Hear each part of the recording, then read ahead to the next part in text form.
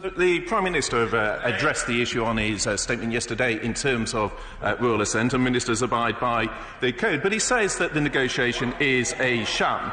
And yet one should look at what the Commission themselves have said. At Strasbourg, they said that alternative arrangements had merit as an alternative to the backstop. Just last month, the Council pledged in its official guidelines on Brexit negotiations, and I quote, flexible and imaginative solutions.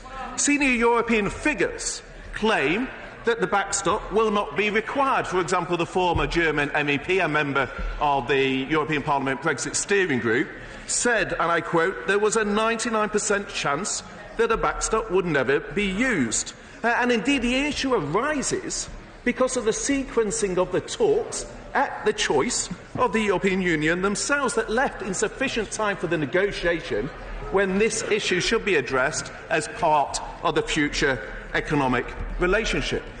Now, Mr. Speaker, in addressing issues such as the claim made on the benches opposite, it's worth reflecting on the fact that the EU have moved in their position from the language of no change at all to the withdrawal agreement to now saying, well, there can be changes if legally operative text on alternative arrangements can be made.